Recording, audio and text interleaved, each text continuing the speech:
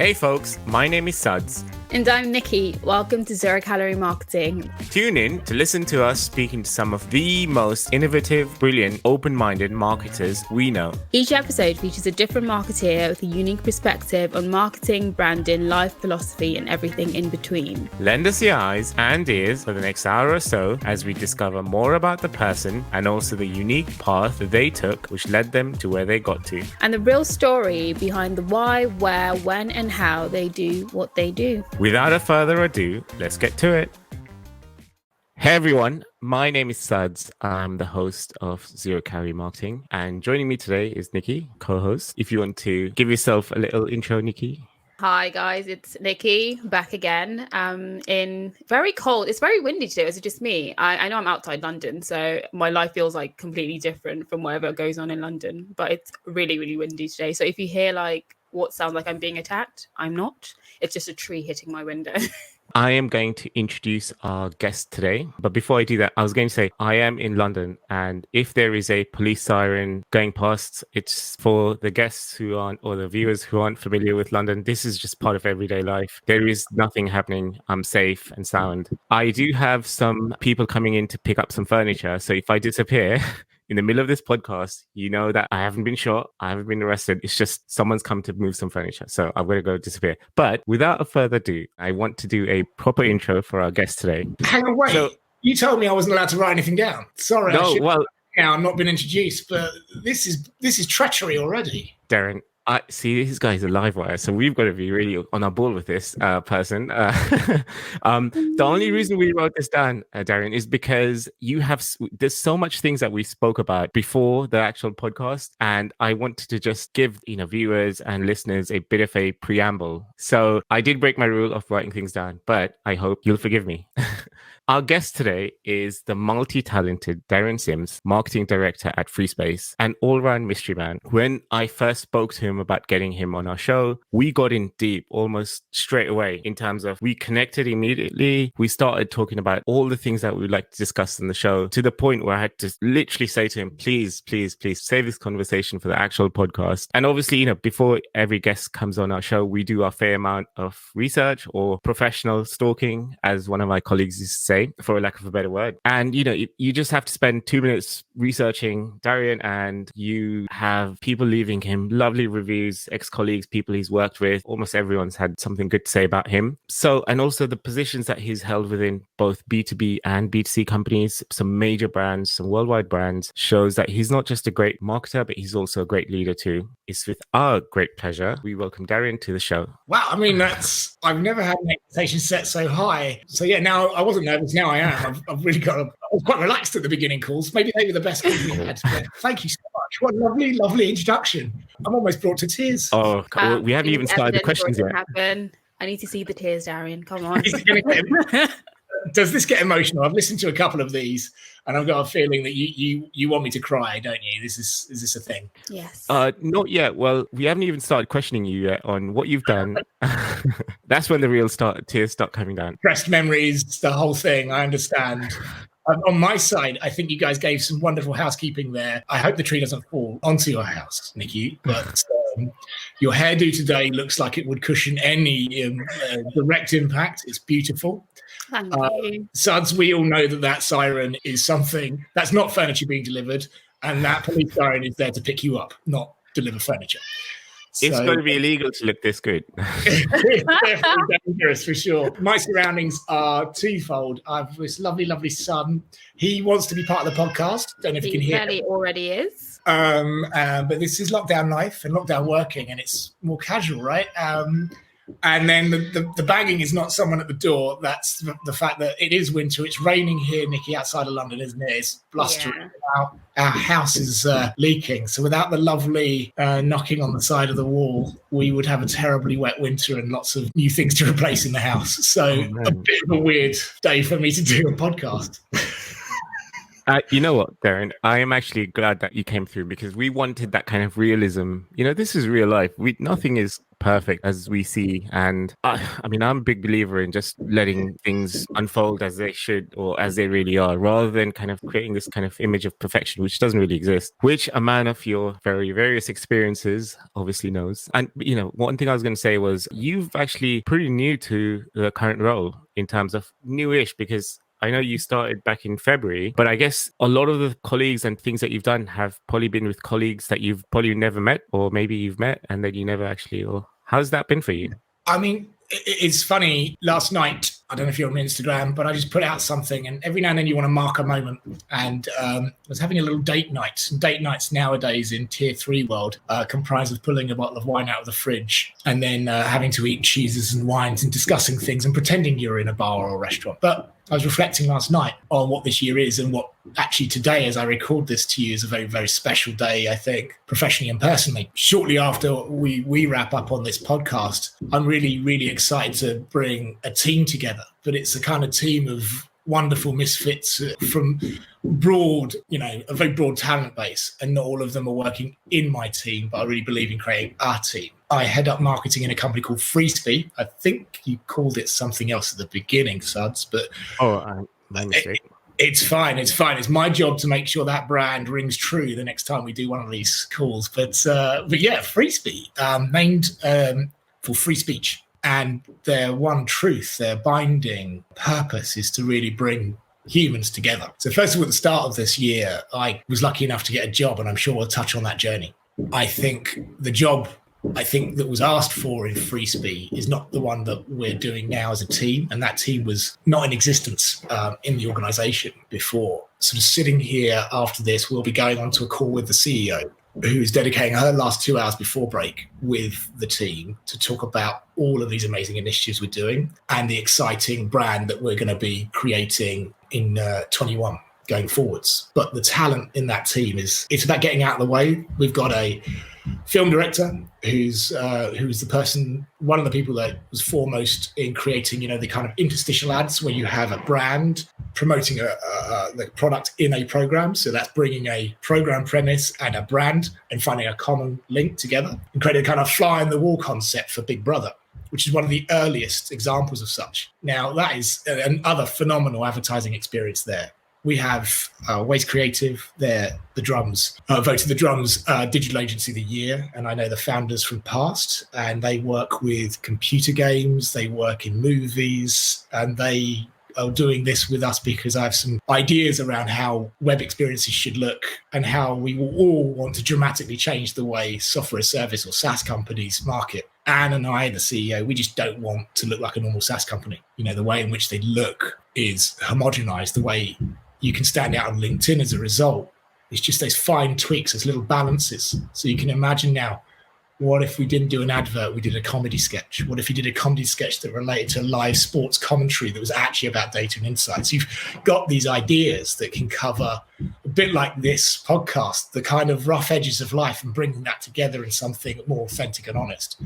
That's a meeting this afternoon. And it's a weird thing to think I'm talking about that whilst being underpinned by a brand new agency, Ziggy, who have got growth marketing on their mind. So they're all about revenue, not just brand. It's what you're doing and performance. And I want to put our names, our responsibilities, I want to put us in the firing line like salespeople should do. Otherwise, marketing can't connect with them. That's a new attitude as well. So, and then finally, for some reason, and I know why, but I now look after the data and insights function there. So I'm not just the marketing guy, I'm a data guy, but that comes from a history of being half Chinese, brought up by an Asian mother who wanted to be good at maths and physics. So whether I was creative or not, I had to do that. But it brings a passion, and combining that data passion with a SaaS company, branding and revenue generation into one, as I said, sort of kind of mix match team. It's just a cool thing to sort of sit back last night on that date and say, yeah, this is cool. This is a really, really lovely thing we're building, a really exciting thing. Wow. So it's less about the job and about, bringing this thing to life as well. I mean, one of the things that I wanted to explore more with you was, you've got a degree in physics back in the days. I guess, would it be unfair to say that you're a numbers man, but also having spoken with you a couple of times, you have this creative flair as well that, even people within marketing, they tend to be quite creative, but you have, a very creative kind of part and also a numerical background. How do you balance between the two? I don't know, 2 separate personalities, and you're only speaking to one of them right now. You haven't booked the other one. He's more expensive. That's when we all start to cry. Are we making the misassumption, though, that physics or having that background is not creative? Because I think, looking into your space, I see how you've sort of merged, I guess, maybe a love for the sci-fi world, which I don't know, into like the way you, the art and the decor of your home. So are we just making a misassumption that to have had 1 degree pushes you away from marketing? Is that? I love that. You're probably one of the only people that's actually cut to the core, Nikki, straight away. That is really, really sometimes how I try and explain it to people I know closest. Let's take a few people that can stun and awe, right? When I went to university, I willingly did a degree in physics, in astrophysics. I couldn't do it now.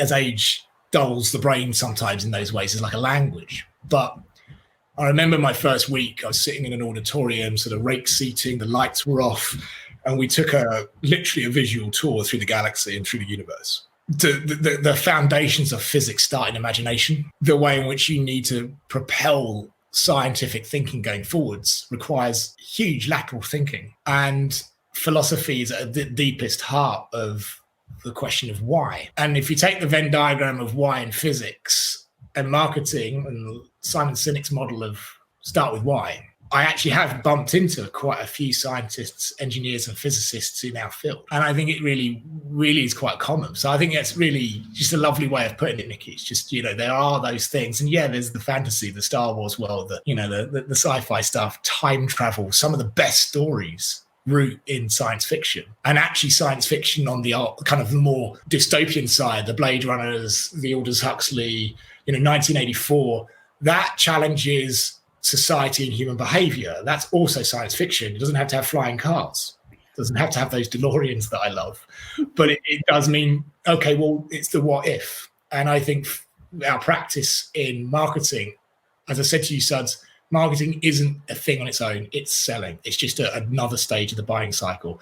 You need to challenge, surprise, startle, ask the questions, what if? That's what you do in sales as well. What are the implications if you don't do something or you do it differently?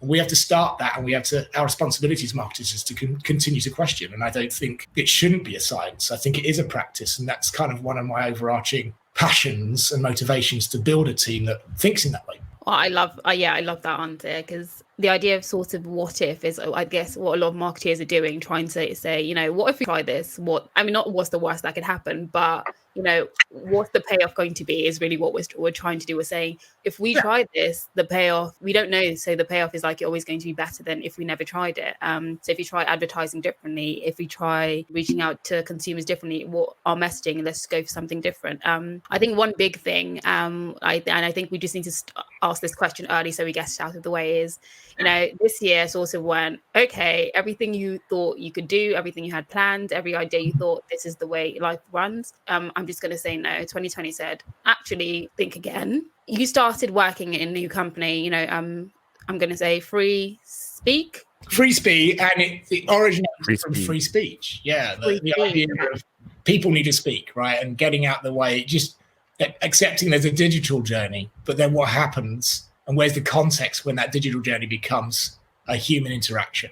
You don't want to lose the context. So that's Freespee. Yeah. So Freespee, and you started working there in Feb, and by March, we sort of had normal life ground to a halt. So what was it like for you sort of starting in a new job and then having to do a pivot in terms of how you were thinking about approach and connecting people? Yeah, I don't think I'm just going to be one voice in thousands of marketing and sales journeys. The what if, let's hang on that theme for a second. Those first few weeks, I personally was really scared. I was beginning to realize that I not only got lucky to get into a full-time job, which I was really realizing because I was about to become a father, I wanted to make sure I had financial stability, but also I wanted to move into data-driven value proposition. Then I realized there was huge opportunity to elevate where we were, and I could start the idea machine was starting to spin. And then, as you say, I was involved in those Like any good sort of science fiction story, any good thriller, the rumblings were happening. We were going to have an event in our French office. And then I was called into urgent planning meetings. What if we can't get everyone there? What if we need to do it across 3 with 1 digital connection between the 3 offices?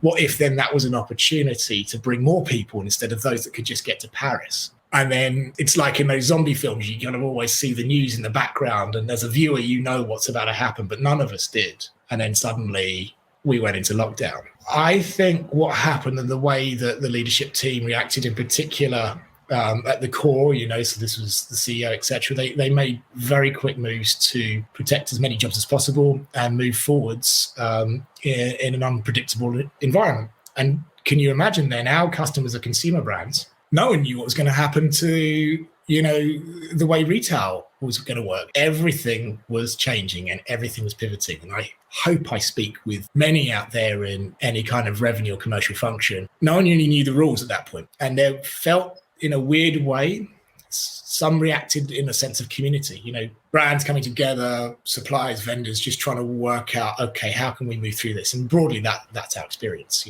We're blessed with working with some amazing consumer brands and also just making sure that everyone was okay. And then the fear at a personal level, hey, you know what, I'm still needed here. We suddenly then started to think, okay, there's a huge opportunity to support the organizations we do. Because as the predicted 3-4 week thing didn't happen in Europe, certainly we began to realize we need to really help brands change the way in which they communicate with their customers and consumers. And many brands, digital transformations across marketing and sales, they had to accelerate. What does the future of car buying look like? I've got a dog here. Oh, hello. What does the future of car buying look like? What is the future of luxury goods shopping? How do you carry that VIP or personalized experience along? And suddenly we're right in the middle of the conversation. We're more relevant, if not the most relevant than ever before. So the kind of how we handled that, I think was, I don't know what your experience was in your world, but it was a sense of knuckle down, almost wartime feeling in the workplace. How do we deal with it? What are the new processes? Do we pivot our strategies? I think that was really interesting. And I don't think it's going to go away anytime soon. The idea, I think, of emotion is going to be at core to my brand character or our brand character going forwards. Demystifying, getting rid of the BS, making sure you're straight talking, being a bit more authentic. These are things that are easy to apply to some brands and not so easy to others because they might have a legacy. But then you need to really think, okay, well, what's the new concept? How do you want to be? Marketplaces, we work with a lot of them. They're pandemic proof. They're built ready. Without that, I wouldn't be able to buy all the ridiculous T-shirts and tops that Instagram is throwing at me. Hobbies have been created. There's all sorts of things. And whilst it's an introspective time, the idea of having like different commercial models has been fascinating to learn. I know it's a long story, but it is just one of just discovery still. It's quite interesting. I don't know about what have you guys seen? You've been speaking to people during this year, right? What have they been saying from beginning to end? From our perspective, we work with mostly B2B, but also we work with a really big B2C company. They actually have physical stores and they had to shut everything down. Yeah. And this really accelerated online. They have online functioning website and they just needed to push people towards that. Just like your CEO, whom I actually connected with, and she introduced me to you when she did a live talk. The CEO of this company was very open. She wants to experiment and try new things out. And so they were able to actually spend more money on what they wanted to do, and they knew that they couldn't hold events, so that went to creating things like content, video, doing live streams, that kind of thing. So there's one part. The other part, we work with a whole number of companies, and 3 of our clients were actually made redundant, sadly. But because these were talented people, they got snapped up as freelancers, or they had ex-colleagues contacting them for work, that kind of thing. So it's a real mixture. And sometimes I just need to give myself a bit of a reality check to say, okay, we may be doing okay, and there's companies that we work with who are working with us because they're successful, but there's a whole host of industries and sectors that are very risk averse. And the first thing they do is their marketing and advertising budget. Right.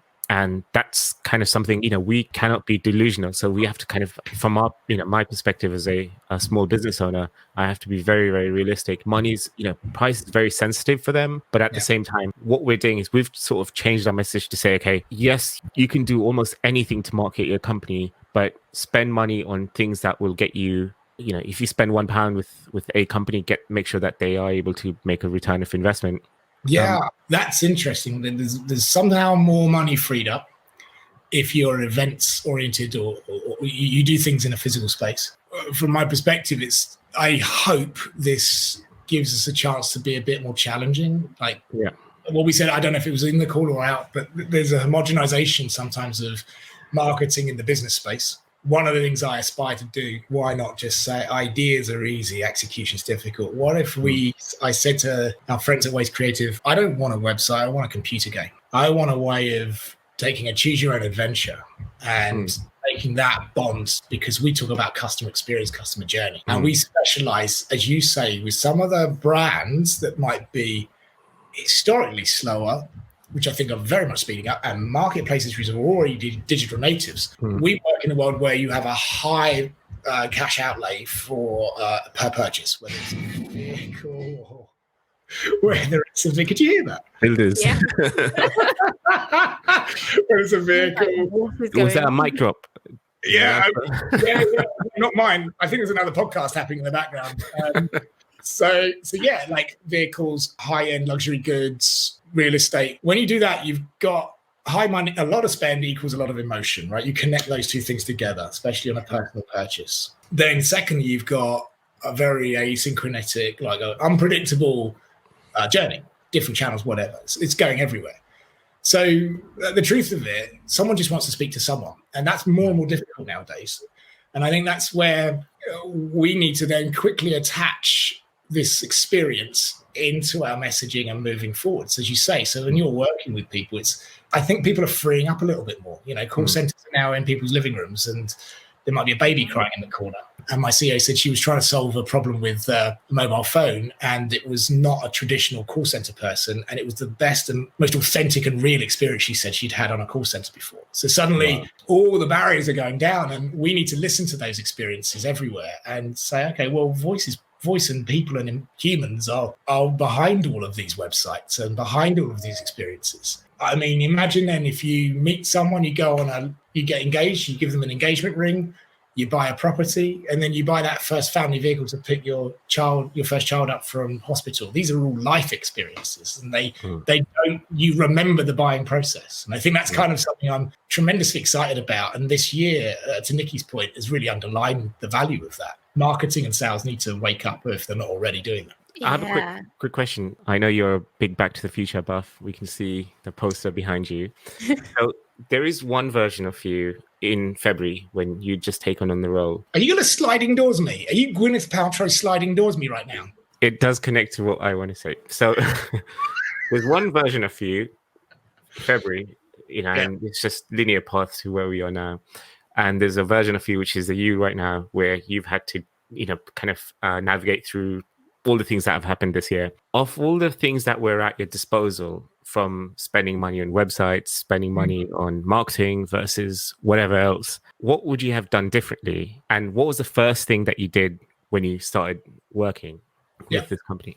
You wrote that down, didn't you? That's one of the things I can tell. I can tell because...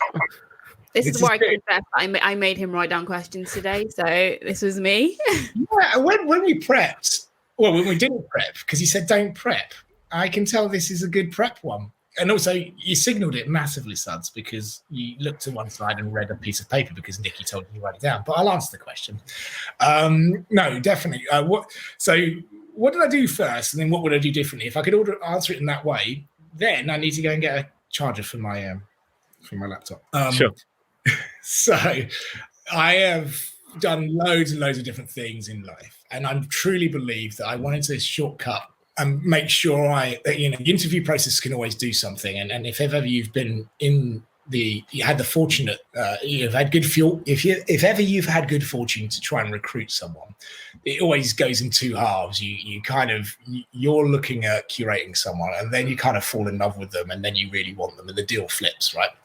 And in that moment, I think it was love at first sight, I hope, on both sides. The recruitment process is quite quick. I still didn't know the company. I didn't know their situation. Interview processes don't do that well for applicants. And I think to shortcut that really quickly, my CEO said, you need to have a relationship with one of the co-founders. This guy was in, Carl, time was in San Fran, and he was in a commute when we had to arrange it. And I opened up. The key question is, I wanted to understand the motivation of why he set it up. And here's a few reasons in it. And I mean this in a very good way, but I went to Sweden, I met a bunch of people, and I saw the customers we had. I see what product we're sitting on, but somehow that wasn't coming across in some of the existing branding and marketing. And that was the challenge I had to hit. We had a really great conversation, and that conversation really hasn't changed. That first chat with Anne and with Carl as the leaders of the company, I said, why? And what's the purpose? And what's the overarching motivation? And it's very quick to describe, and we've stuck to it since. As I sit here now, last working week before Christmas, I kind of wish maybe if I did anything different, we could have been able to work in parallel with that branding process. And the reason why we didn't, and I'll stick by it, is because the dogs are about to go. There we go. Got the builders here. Go on, Jess. Go get. I'll go shut the door. 1 second. Come on, let's go up. Come on. That's it. Good girl. Wow. I love this little added, very much domestic life space. Yeah. We might want to rerun that question in a second. So I'll go get the camera. I'll go get the laptop. I just need to find a way of telling that story. Sure. The branding piece is earned now. And this is one thing I want to talk to my fellow marketers about. There's a time and a place to do it. If you rush that, I wish I could do it faster, but know what I know now, right? That was the answer. You know what? If we were to do a print campaign, or let's say above the line campaign, we should just advertise in, I don't know, the Surrey Gazette or Tunbridge Wells or wherever. Well, billboards are not being used at the moment. That's so weird, right? Because we've got a billboard at the top of the street here, at the top of my road here, there's a car park. A lot of youths like to do icing on their cakes in that car park. It's really interesting. They really... There's a lot of like icing gas canisters around it. But beyond that, there's a billboard, and it's just an advertise here. And I really wish I had a bit more time, because I wanted to do something and use it properly and just have, thank you messages for something to be thankful for this year. Because around, and I hope you guys don't have too many tough stories, but I don't think it's almost unavoidable now. But, friends around here in the community and support is really massive. That special WhatsApp group. Living in a street now is a little bit like going on one of those coach holidays with your parents back in the old days. Everyone's waving and you just stop it. This is very dystopian. I know, right? I don't want to know them, but nonetheless, you do know them. And there's a lovely person called Lady Butterfly, and she puts these kind of pictures up each day. Someone's selling sourdough down the road. There's a lot of kindness. The lady Jenny opposite me, my mum's age and a widow, she's very funny, and I just kind of give her food packages. But I wanted to use this print board and just say, hey, why don't you do it? Maybe mention your Instagram, and then you can record your message, but say something and have a thing. And that would have just been there for everyone. And, it's like we've got a high street in Brentwood, and you could just go and have a look, and then maybe a blank bit at the bottom to write your own thanks. It just would have been a nice thing. I will do it in the new year. Okay, I'll do it. I have to make that promise now. I've said it, but I'll do it. All right, we'll hold you accountable. You guys can help manage it for me. One lovely thing. So there's the road just after mine. They decided to do an advent calendar. So obviously across 24 days, 24 houses turn on their Christmas lights across, and then they send a message out. For some reason, we're in their WhatsApp group now, so it's become a whole thing. So you can just go at 6 p.m. every evening and just see someone turn their lights on. But it's gotten a bit ridiculous. I've never seen so many lights in my life. I feel like if you had epilepsy, you sort of walk down that street and you go, no, but it's actually been really cute, because I feel excited for Christmas for the first time. Really? Yeah. I mean, other years you're it's Christmas, and then it's Christmas, obviously the work Christmas party, and you go for drinks with friends, where this is so wholesome and it's just so cute, and you're just oh my god, Christmas lights, you can really do so much with them. People are projecting things onto their homes. It's gotten a bit competitive. Yeah, I was about to say, I can imagine there is the stakes every time someone reveals the person the next day is more lights, and it's just guessing. marketing. It's amazing though. Yeah, Oh my that would build anxiety for me. But there's a truth there. There's a kernel of kindness, right? That is, you're right, Nikki. Like at this time, often in marketing and sales and customer success, there are a lot of opportunities to go see each other, right? And that's good. But I've always arrived at Christmas really tired. I think I'll be, but we're facing. We're not going to have. The first time we've had a normal tree here.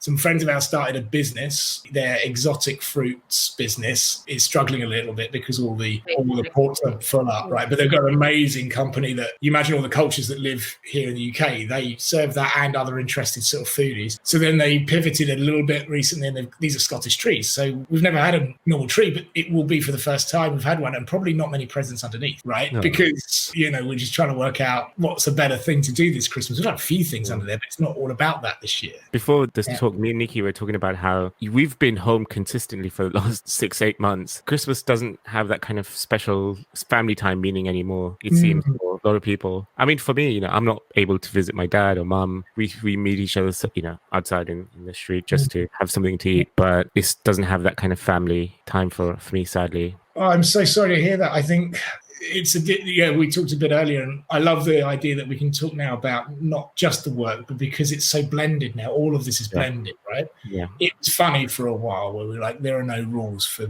whether it's lunch or dinner anymore. But you're right, this is, and you touched on it earlier, Suds, our perspective on 20 really different to many others. I've added income. I just got really lucky, not just to find a job, but to find a job in a really cool place that needs some really cool, dramatic things to do that I think we could deliver. That my year is not like, I'm in the minority in this situation. So it was a small Thanksgiving on that, like mini kitchen counter date night last night. It was a moment to reflect. Tomorrow I'm going to do this thing with that, and I'm going to be speaking to you guys. You guys came out of nowhere, and remember my level of distrust. So like polite distrust. So what? You want me to chat? What about me? That's weird. I bore my friends all the time. Now you want me to do it in a professional context. But what an amazing day, but that's not normal. None of this is normal. And so what do we do now as professionals and as friends to sort of use the network? And whether that's personal or professional, one of the guys I've employed is at the top of my road. He just happens to be really bloody talented. He's my neighbour. He literally lives at the top of my road. Yeah, you mentioned this, which I've wanted to look in earlier. But yeah, he's the filmmaker. He's the ad guy. Yeah. He's got an amazing mind, and the work we're about to launch is stunning. It's really cool, and it'll stand out. When you pitch the idea of creating, say, the website, you want to kind of have this, make it look like a video game, or you want to approach, how did you pitch that to your team as well as your bosses? Because that must have taken them a leap of faith, because having researched your company, you work with luxury goods companies, but very kind of conservative companies from an outsider's perspective. How did you convince your team as well as your C-suite to actually go with your vision in terms of let's do something different? To quickly back up on that then, the thing that I half answered before chaos happened and we just took a quick break was that whilst I understood then that the leaders of the company wanted to do something with marketing that shifted customer perception, built a brand around something that had true motivation and meaning, I needed to make sure that was all measurable. Some of our earlier conversations was all around, making sure we had the boring stuff, if you like, but I find it lovely and fascinating. Back to the sort of background I've had. So the digital infrastructure is vital. You can't do any of this unless you can prove results. So we built a lead machine. Marketing became revenue focused. The language we used across the commercial function was all about not leads. It was about pipeline. It was about speed through pipeline. It was about the size of the opportunities we could create. And it was about our punch and ability to not just land well in an organization, but also provide them with exciting futures through account-based marketing. And that's why that's the kind of experience I'm bringing to this year in my current role. Without any of that, you don't get the right to start to talk brand and brand character. The other thing we talked about is I see there are two species of marketing, and that's something we tapped on earlier. And Nikki, your point was really clear. The future of marketing should be different. And that doesn't mean to say it should be a battle. So inside the marketing world, there is always a battle between the revenue and the digital marketers who are all about numbers. And it's causing havoc in the creative community. And the creative community saying, well, we've lost the art now. It's time for us to get rid of that marketing civil war and combine into sort of a better and more cohesive hybrid team. And I've had the opportunity to create that. But one doesn't get the right to do something without the other, especially if you're a new organization. Often in smaller organizations with great propositions, they'll get funding, and then the marketer will always be one or the other. And therefore, that funding gets spent only on brand, or it can get spent on rather ordinary marketing around a digital infrastructure.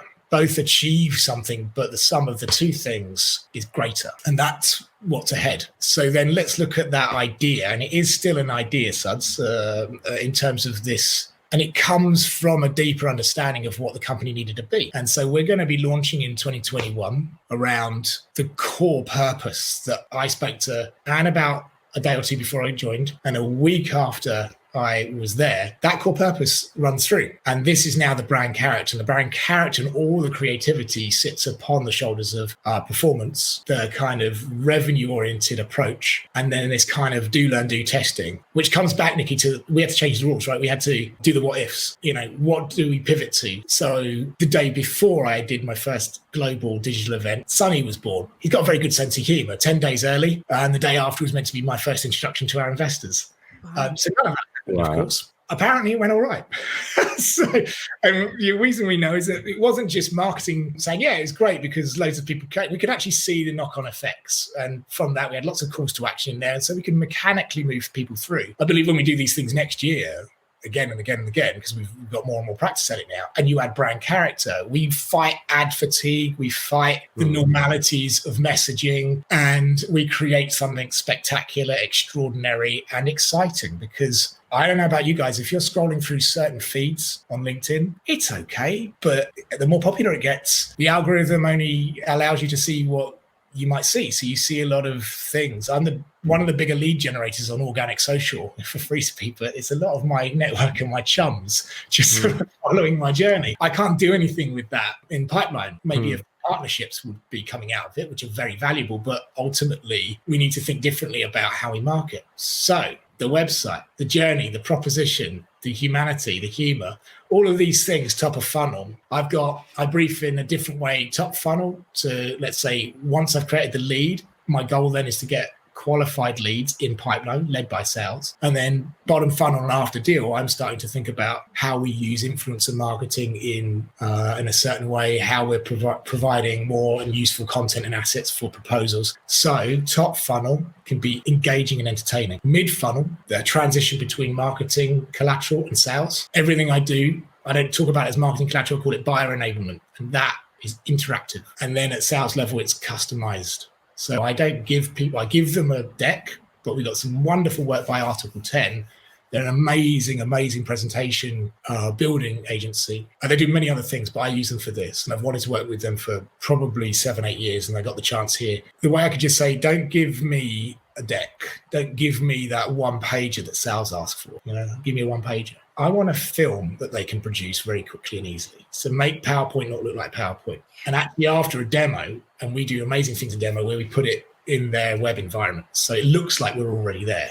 It's a really cool demo. That's a high impact. Can you imagine then 10, 15 minutes later, it's like, you get a video. Hi, thanks for coming on board. I'm going to summarize the meeting. And what they've got a few slides. They've added some things in prep. They've got a small version of the demo, all their key points and the next steps. They hit export to film and we're off and running. I'm giving away loads of tricks here, so please do reference me if anyone's listening.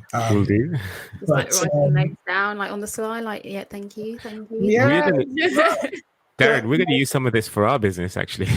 Yeah, okay. I better start getting some sort of kickback royalties. But you know what? Nothing's without a connected story. So then often the people I've worked with before, those are different things. Those are different projects and different initiatives. And this whole thing is combined together into kind of a cohesive universe of extraordinary marketing and sales clash. But the game itself, that's going to be exciting. And I can't talk too much about that. actually, just following up from 2-3 conversations we've had before, you seem to take this approach of seeing your customer as a human being before they wear this kind of B2C or B2B hat on. And that kind of, not distinguishes, but that is very evident in the way you approach and see your consumer. Other marketers, people that we deal with on a day-to-day basis, they tend to be very rigid in terms of, okay, we're a B2B company, we target SaaS, CMOs and CTOs, and this is what's traditionally worked, and this is what we're going to do. And if you were to look at some of the things they put out online, it's like the same thing over and over and over again. Nothing new seems to kind of break into that. Whereas why do you think that is, though, Suds? What's going on there? Because child psychology,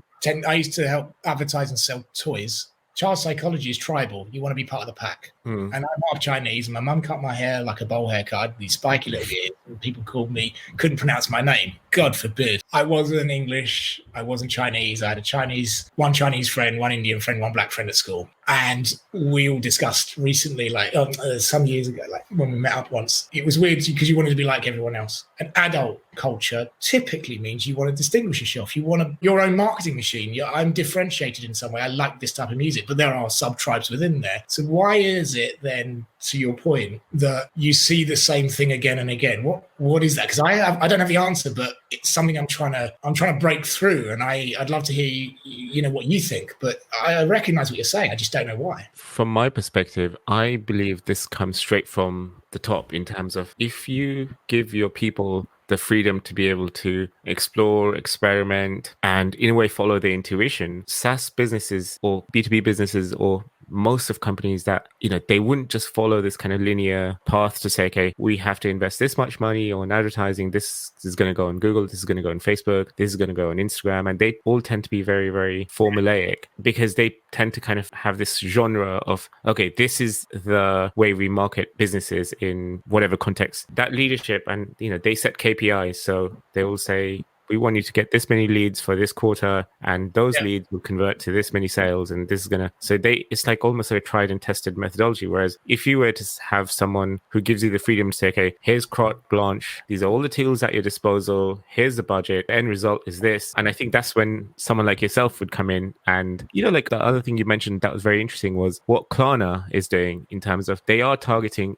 another Swedish company. Interestingly enough, they are targeting B2B businesses primarily, but they've got Snoop Dogg as one of their advertising. And I went to e-commerce expo, and their trade show was like a standout place. You could see their direct competitors right few doors away from them who had just the bog standard thing. So and you can't follow that as a direct competitor because you're going to look second rate. You can't then go and get iced tea, right, to do your thing. In the competition of like this, for example, I love the Just Eat thing.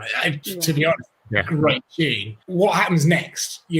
That's cool. When the Meerkat thing came, I think, as one idea and it just spun out. And I find it a bit eye-rolling, unfortunately, to anyone that's part of that team to sort of see some other sort of characters be the central point, unless you do something different with it or create a better narrative or whatever. But you're right. And I think, first of all, Suds, I want to tap onto that other piece we talked about, talking about motivation. I touched on it with our CEO and our founder. I needed to understand their motivations. Then I'm building a team. So do those motivations match to mine, or can I take that motivation from them and give it the turbo boost that I think I might be able to do, either through just sheer will and excitement or terror. There's a very small divide between those things. Think about the roller coaster ride. And then how do I create a team that matches that motivation or propels it forwards? So when I recruit, I talk first of all about what do you want to be?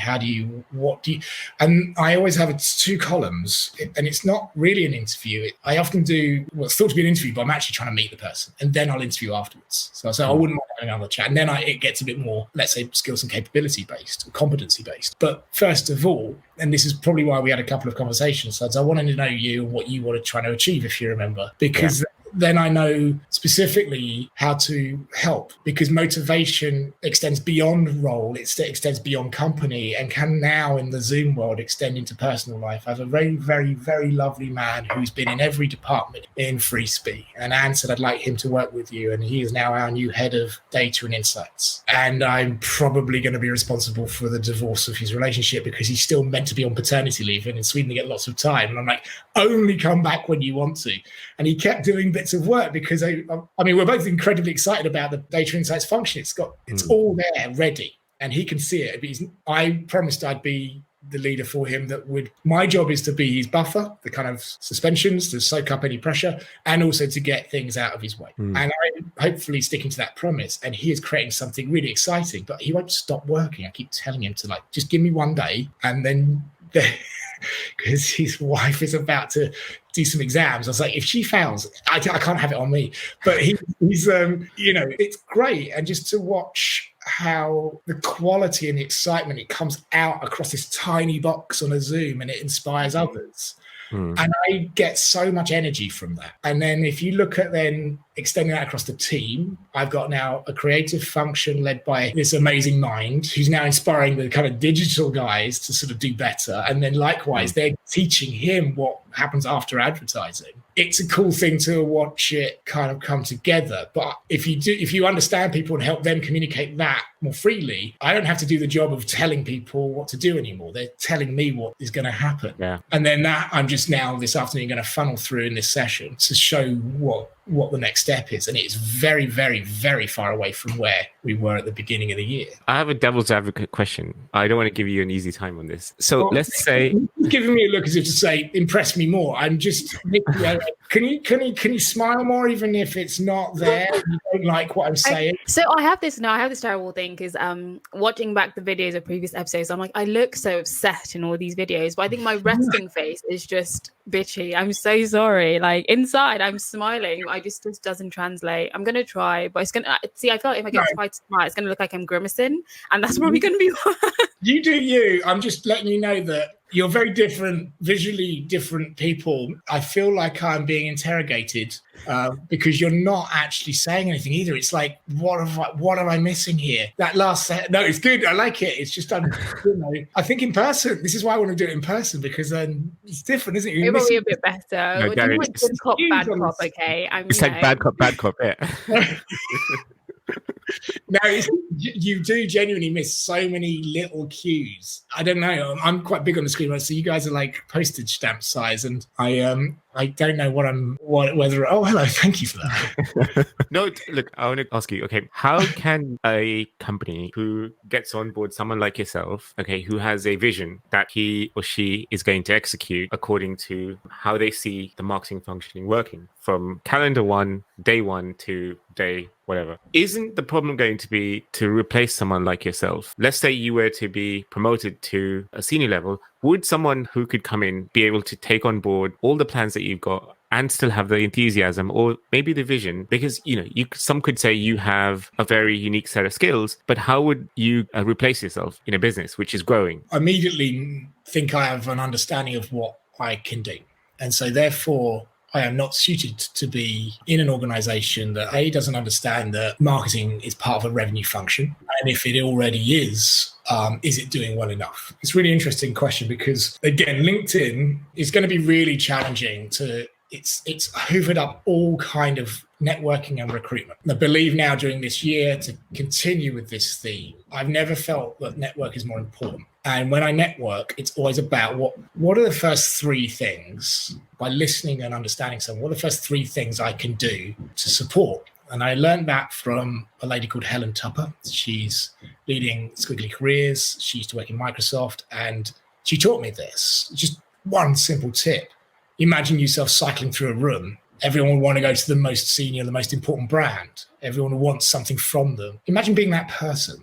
They're going to have a terrible time. They don't really meet anyone. They're just permanently taking business cards and telling everyone they're not recruiting right now. But if you were the person to ask them some questions about what they wanted, what their motivations were, and where they were going, and then find some connections, even if it's not you, but say, I think I should introduce you to someone. What's their thought about you. They want to connect. Taking that forwards, that's been something I learned from Helen Tupper. I've carried that forwards, and since I heard it, it's been quite transformative. So check out the book Squiggly Careers. That's pretty cool.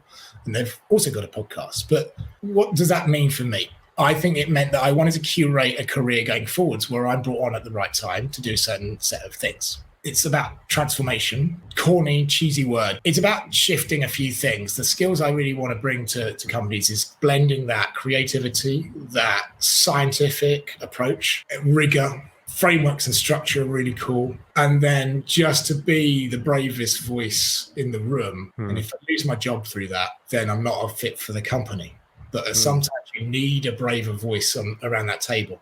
It shouldn't always be the job of a founder, a CEO, or a sales leader to say, are we doing this right? You know, that's often everyone can look to that, and that's a tough gig for them they want that from their team. And often you need to be that person in the room doing that thing where you know how you can help the other functions, and then carefully assimilate that into a proper strategy. So the other skill set is I speak not for marketing, I speak for the functions. You know, how can we create a more cohesive product and roadmap strategy? What's my role here? How do I make sure I support sales? What's their biggest problem? These are natural questions. It's just having a bit of bravery and a bit of experience behind you to say, okay, well, I don't know the answers, but I'll bring the right people in. First of all, LinkedIn needs to be better at doing that, because your CV is an SEO on a PDF. It's SEO'd CV. You know, you just got to get some keywords in there.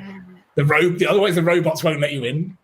And then, you know, how do you say, okay, well, marketing's a practice. It's not the fact that I never worked in SaaS before, so therefore I can't work in SaaS. That was a big challenge, going from an OEM brand, a very recognizable one, to a smaller brand that was in software. Canon sold software, you know, that they did that, but it wasn't recognized as just that. So that's a brand problem. That's not a SaaS problem. That's marketing not being understood as a practice. You can apply that. It's one of the most transferable things around. So what kind of marketers you need. So I'd always recruit after this someone that would happily extend and accelerate and scale on what I could build. I might not be the right person to do that in 5 years' time, but that's probably what's needed. You need someone to change and pivot sometimes in a company.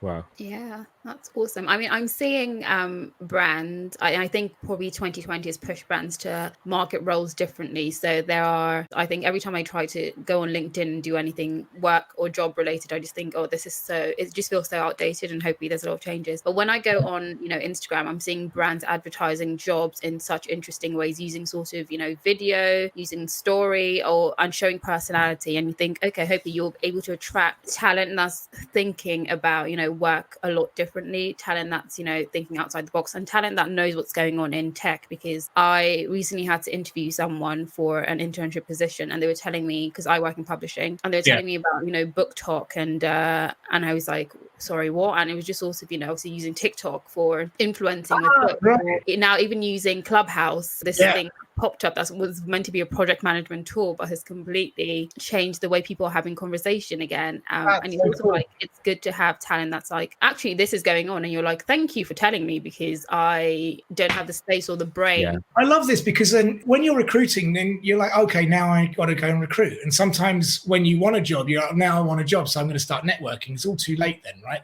Same thing in B2B marketing for us. We always say, by the time someone's getting in touch, they're already like 70% through their buying journey, 80% through their buying journey. So you're too late. Someone else is already there. Take that right down to the you know, us as people. There are new rules, I think, in us moving around and understanding what we can do to help. And I think with that mindset, you're better poised to actually add value, because you self-curate the things that you want to help with. You, therefore, your, let's say, more professional network understands what signals you're sending out. And I've created a small group that has stayed small because pandemic. My networking group, I'm lucky enough to have a couple of people that I mentored in 2019 through trying to pitch and meet people, and people to pitch to me thinking I was still this lovely person in Canon they wanted. And I said, I'm not. I'm just a person, maybe not lovely, but do you want to meet? And these are young people, SDRs, tough role, man. Like, they sit on the phone, they get on email, and I really respect that. And I try and take at least one SDR call a month just to sort of see how they talk, see what they do, and then recognize them for their efforts. because that's a function that needs to evolve, I think. And I'm interested to see how others are in digital marketing, but looking for answers. And in that moment, I thought I'd create a group, which is arguably a bit more social. And people were like, why is someone from financial services here? Why is sales here? And in that networking group, I said, and then one person challenged me. That person actually got me the job in Freespee in the end. But he said, what's this all about? And I said, I don't know, my friend. I don't know. I was getting some, it was actually around this time last year. I did the first opening one and getting the pints at the bar, and he was helping me. He's like, what's it about? I have no clue. He said, well, it's not clear to everyone. And also you should stop buying these pints. That's not what it's about. But the other thing was, I said, well, that's the point. Is like, if you get into a group with sales ops or marketing or HR, it becomes, do we do swears on zero calorie marketing? Yeah, it becomes a bitching session. And it's them going into their own little network and going, yeah, but it's bad, or these are terrible. They never listen. That's not networking. That's the problem we find in the bad parts of social media, the bad parts of socializing. You just group together with people that agree with what you want because it's your own beef. No one's open-minded. So the one thing I've done is brought together a few people. Do you know what the problem was? They all called me Shit Morpheus, or I'm now called Chipmo. And this is the problem. This is what would have happened if we actually got to meet up. We'd have finished this podcast and I said, hey, we go to the pub. And at a certain point, about 4 or 5 after a few, I'd have said, you want to do this or this? And both would have ended up being good ideas, but both are never going to help you concentrate the next day at 9 o'clock. So that was their one universal and binding experience, which is actually then in the WhatsApp group created jobs this year, created ideas. People have joined a couple of Zooms. I've said, okay, does everyone want to work out how to do a marketing plan that makes the CEO sit up? Yeah, so we all got together. But you know what? Marketing were there, sales were there. And one guy's an MD of a company, a very cool company called Launch Metrics. Very cool company. Fantastic work, yeah. He said, I didn't realize that marketing could do this or thought in this way. So that's proper sort of identification of helping people understand things and also being ready to listen about how to be better as a part of a fuller function, because we're all in one company. We're not tribes in a company. We are a company, and we're a company's part of a network of partners, and then that is part of an industry that helps an industry forwards, that helps an economy just layer and layer and layer. And that's the point, right? It's not you, it's your part to play. Thank you so much for your time, Darian. How can people get in touch with you if they would like to follow you or find out more about you and also your company? Right, I guess let's cover LinkedIn. It'd be lovely. I mean, look me up there. Try not to look me up on the internet. You'll see a lot of me and Gokwan. That was a weird period. Actually, do, because he seems like a lovely guy, but we're both half Chinese and people thought I looked like him. And then one fateful day in Soho, I was like, give me a second, and literally yoinked him off a pavement and went, hey. And then for the period of the next 6 weeks, we kept randomly bumping into each other, which is what you might see on the internet. Don't contact him. But yeah, I don't mind. Like, Instagram's quite fun. I like that. That's quite a positive place. I'm Dashbo Daz on there. So I don't mind that if you want to just sort of, let's come back to the humanity of it. Dashbo is because in the old way, you type Darian in on your phone and it came out Dashbo on the old tappy tappy phone. I'm like, this is pretty clever. You guys have created a really cool podcast platform to bait us all in, learn from us, and then sell back to us. I'm hugely respectful of that, and I will copy this at some point. I'm glad that we have had this chance to have this conversation. A real pleasure. Really, really lovely to see both of you. You're great. Hope you enjoyed this episode, and don't forget to listen to other episodes of Zero Calorie Marketing Podcast. If you have a minute, do leave us a review on whichever platform you happen to be enjoying this episode. We'd love to hear from our listeners, so drop us a message with guest suggestions, thoughts on the episodes, and even compliments at zcm@interestingcontent.co.uk.